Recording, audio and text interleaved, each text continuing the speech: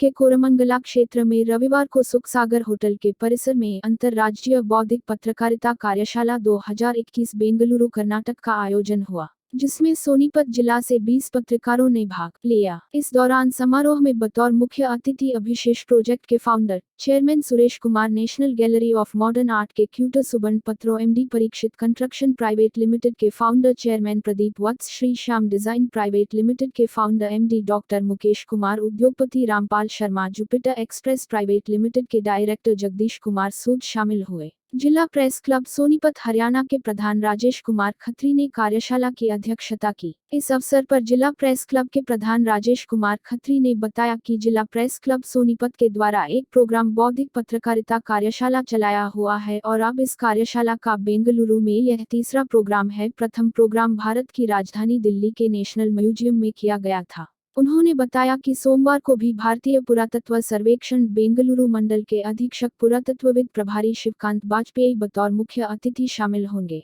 इस दौरान ऐतिहासिक स्थल और उनका संरक्षण विषय पर चर्चा होगी। मुख्य अतिथि सुरेश कुमार शर्मा ने कहा कि पहले तो वे लोकतंत्र के इस चौथे स्तंभ कहे जाने वाले पत्रकार साथियों का बेंगलुरु में स्वागत करते हैं। आप यहां पर आए और अपनी मेहनत से लगातार आगे बढ़ रहे हैं और वे समझते हैं कि जो अपना काम अपनी पूर्ण निष्ठा से कर रहे हैं, आपके इन अथक प्रयासों से विश्वास और मजबूत हो रहा है। प्रेस क्लब आया जी आपके पास जिला सोनीपत से, हरियाणा से। हाँ जी। और आप हरियाणा के हैं और यहाँ पर रहते हैं, तो कैसा क्या लगता है रिपोर्टर के साथ? क्या सबसे पहले तो मैं इन प्रेस के जो मित्र हैं प्रेस के, जो हमारा चौथा स्तंभ है लोकतंत्र का, इनका हार्दिक स्वागत करता हूँ। बेंगलोर में आए अपनी मेहनत से जो आगे बढ़ रहे हैं और मैं समझता हूँ जो ये काम कर रहे हैं निष्ठा से, और इससे हमारी जो ना प्रेस के ऊपर और ज़्यादा विश्वास मजबूत हो रहा है। उन्होंने बताया कि वे यहां पर 1997 में आए थे। यहां पर आकर उन्होंने अपना बिजनेस सेटअप किया और हरियाणा से फिर उन्होंने अपने इष्ट मित्र साथियों को, सगे संबंधियों को यहां पर बुलाया, क्योंकि यहाँ का माहौल बहुत अच्छा है, यहाँ के लोग बहुत अच्छे हैं। कर्नाटका हर लिहाज से देखा जाए तो बहुत अच्छा है। जैसे हमारे हरियाणा के अंदर भोले वाले लोग हैं, यहाँ पर भी वैसा ही है। सर आपने आपको कैसे ढाल? मैं यहाँ पे 1997 में आया था। 1997 में आके यहाँ पे बिज़नेस सेटअप किया। अपने हरियाणा से जो ना और रिश्तेदारों को, भाइयों को बुला के लेके आया, सबको यहाँ पे किया। यहाँ का माहौल बहुत अच्छा है, लोग बहुत अच्छे हैं। कर्नाटका का हर लिहाज से देखा जाए तो बहुत अच्छा है। जैसे हमारा हरियाणा है, जैसे भोले लोग हरियाणा के, यहाँ भी ऐसे भोले लोग हैं, बहुत अच्छे लोग हैं। तो क्या लोग रिपोर्टरों से बातचीत हुई तो क्या बौद्धिक पत्रकारिता में आप पहुँचे चीफ गेस्ट के दौरान, क्या कुछ ऐसी बात नहीं, प्रोग्राम बहुत अच्छा था। बहुत अग्रेसिव लोग हैं, बहुत समझदार लोग हैं, और जैसे युवा पीढ़ी पत्रकारिता में युवा पीढ़ी आगे आ रही है, मैं समझता हूँ हमारे देश का भविष्य उज्जवल है, क्योंकि इनके ऊपर ही हमारे देश का लोकतंत्र की जो नींव है इनके ऊपर टिकी हुई है। और मैं समझता हूँ पत्रकार भाई सारे जो ना अपना जो कर्तव्य है बखूबी निभाएंगे, बहुत अच्छे से काम करेंगे और कर रहे हैं काम। और मैं बहुत खुश हूँ उनसे, बहुत अच्छा लगा। मेरे भाई आगे बढ़ रहे हैं, हमारा देश आगे बढ़ रहा है, हमारी युवा पीढ़ी आगे बढ़ रही है।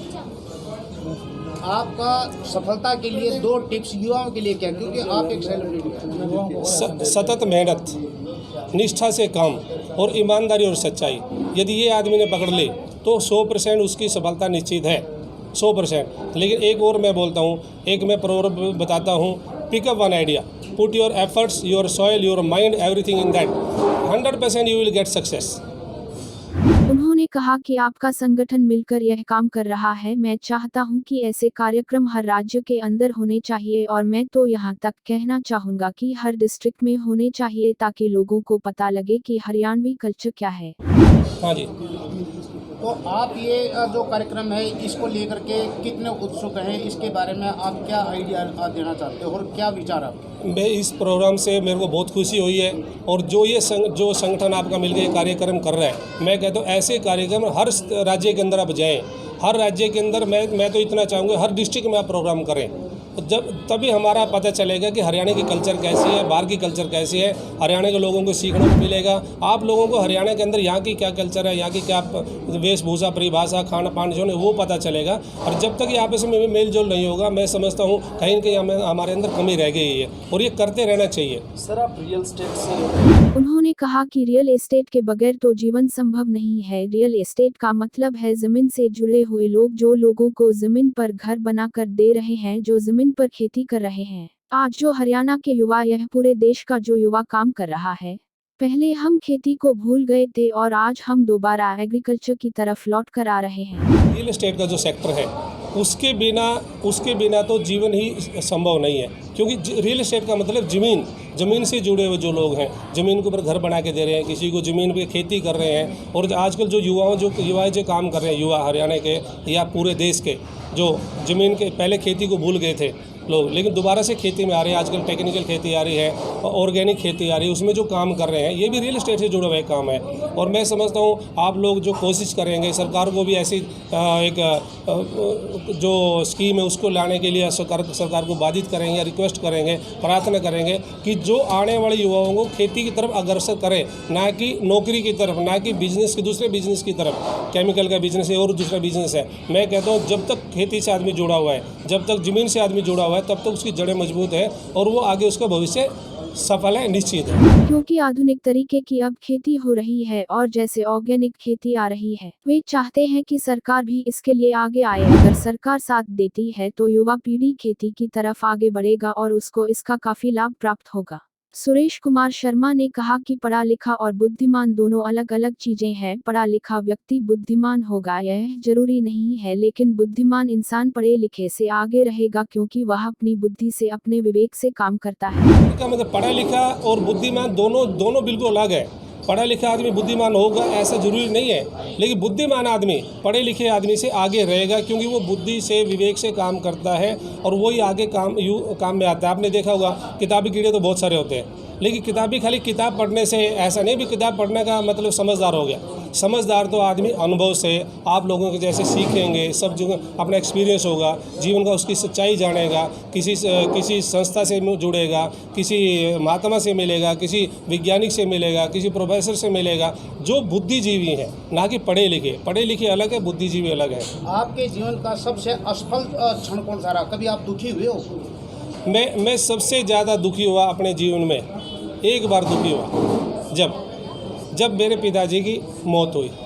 उससे उभरे कैसे थे? मैं एक शाश्वत सच्चाई जानता हूँ, जीवन में रहना किसी को नहीं है, जाना सबको है। सबसे ज़्यादा खुशी का क्षण कौन सा था? सबसे ज़्यादा खुशी का क्षण आज है मेरे लिए कि इतने दूर से लोग आके, हरियाणा से आके, मेरे पत्रकार भाई आके मेरे से बात कर रहे हैं, यहाँ की सभ्यता के बारे में, यहाँ के रहन सहन के बारे में, इसके बारे में जानने की कोशिश कर रहे हैं। तो इससे बड़ी खुशी की मेरे ख्याल में हरियाणा को दो पंक्तियों में कैसे हरियाणा का मतलब है हरि का आना और हरि। भगवान ने जो भी अवतार लिए हैं वह हरियाणा में ही लिए हैं। भगवान पहले पिता सिलेक्ट करते हैं, माता सिलेक्ट करते हैं, तब वे गर्भ में आते हैं। उन्होंने धरती का भी चुनाव किया था, उनके लिए कौन सी धरती रहने लायक है, यही तो हमारी धरती है, हरियाणा की धरती, जहाँ पर इन देवताओं ने अवतार लिया, या यूं कहीं की देवताओं की भूमि है हरियाणा। हरि का आना, इस भूमि के ऊपर भगवान ने जब अवतार लिया तो हरियाणा में ही लिए हैं। और भगवान ऐसे नहीं आते, भगवान पहले पिता सेलेक्ट करते हैं, माता सेलेक्ट करते हैं, उसके बाद वो गर्भ में आते हैं। उन्होंने धरती भी सिलेक्ट की थी पहले कि ये धरती कौन सी मेरे लिए रहनी चाहिए,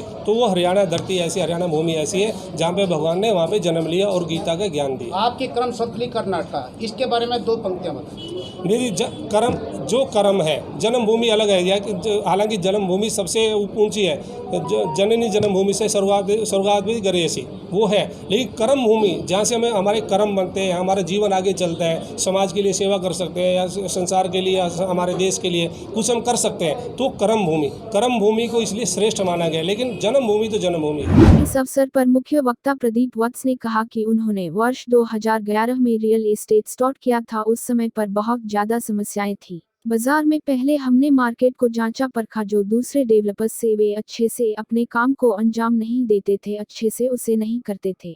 उन्होंने कहा कि बेंगलुरु आए हुए सभी भाई बंधुओं को और मेरे हरियाणा में रह रहे सभी साथियों को मैं यही संदेश देना चाहूँगा कि हमें अपने जीवन में ईमानदारी से आगे बढ़ते रहना चाहिए और सच्चाई के साथ में काम करना चाहिए।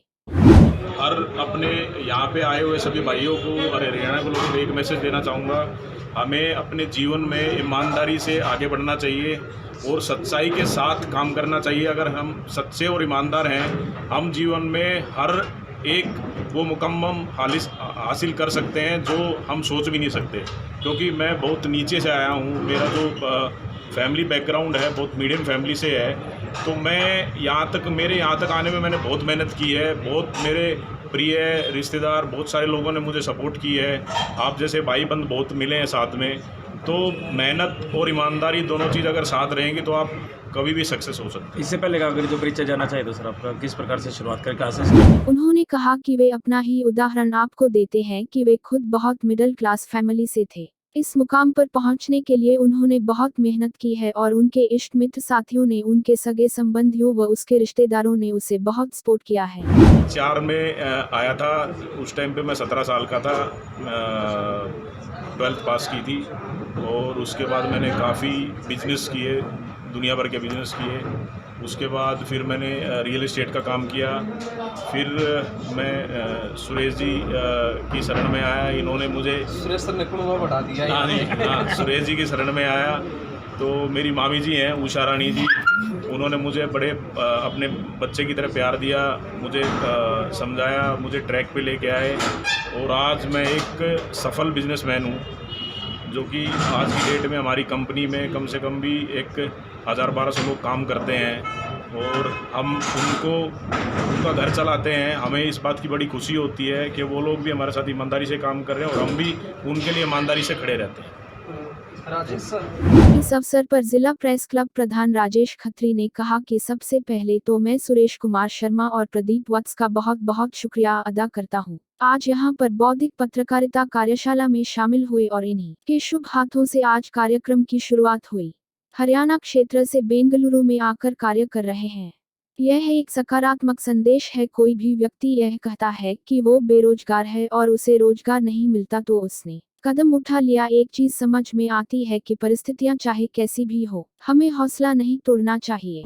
बौद्धिक पत्रकारिता कार्यशाला में शामिल हुए बतौर मुख्य अतिथि और इनके शुभ हाथों से जो यहाँ बेंगलुरु में अपना मेहनत लगन ईमानदारी से हरियाणा क्षेत्र से आकर कार्य कर रहे हैं, आगे बढ़ रहे हैं, उनको मान सम्मान मिला इनके हाथों से, तो ये एक बहुत अच्छा एक संदेश है। कोई भी व्यक्ति ये कहता है कि बेरोजगार है, उसे रोज़गार नहीं मिलता, इसलिए उसने ये कदम उठा लिया, तो मैं ये कहता हूँ कभी भी किसी भी इंसान को हौसला नहीं अपना छोड़ना चाहिए। पृथ्वी पर इस दुनिया के किसी भी कोने में जाकर अगर हौसला और हिम्मत और ताकत है तो उससे आगे बढ़ सकते हैं। जैसे सुरेश जी ने कहते हैं 12 वर्ष में हरियाणवी एक कहावत है, कुर्डी के भाग जाग जाते हैं, तो 12 वर्ष संघर्ष करके भारत की राजधानी दिल्ली में इधर बेंगलुरु पहुँचे और बहुत बड़ा संघर्ष इन्होंने किया। प्रदीप जी ने भी अपने ग्रामीण क्षेत्र से निकल के बहुत बड़ा संघर्ष करके यहाँ अपना मुकाम हासिल किया और बहुत अच्छा रोज़गार जो है वो लोगों को दिया। तो ये बहुत अच्छा एक संदेश है और युवा पीढ़ी जो है वो बहुत शक्ति व ताकत से आगे बढ़े।